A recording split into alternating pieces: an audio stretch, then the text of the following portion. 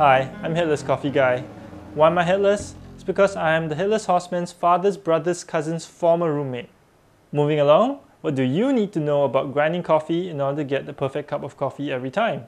Have you ever wondered why, even though you paid good money for your coffee machine, bought premium beans or really good beans, but the coffee that comes out of your espresso machine is a bit watery or just too thick and bitter?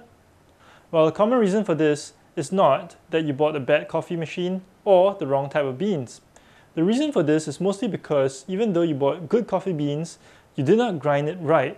So in this video, I'm going to talk about the things you need to know when you're grinding your coffee beans to make coffee powder so that you get an almost perfect cup of coffee every time.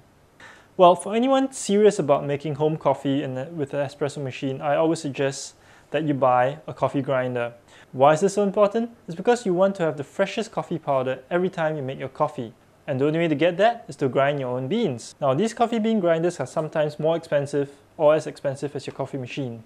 But it's important for you to get a good one because you want to be able to control how fine your coffee beans are ground into the powder form. A proper coffee bean grinder does not have blades. A proper coffee grinder has a lacerated surface, and at the bottom is another lacerated surface so that the beans are literally ground and not sliced. Another thing to look out for a proper coffee grinder is this little knob here. It allows you to control how fine a grind you want for your coffee powder. It should give you coarse all the way to super fine. So this allows you to be able to fine-tune your grinds for your coffee machine. You want to be able to grind your coffee so that it's about the consistency of salt.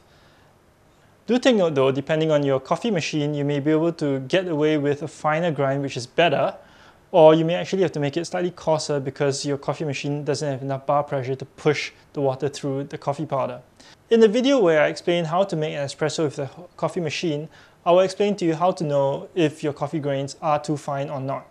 Now, what if you don't want to spend $150 to $200 getting a proper coffee grinder at home?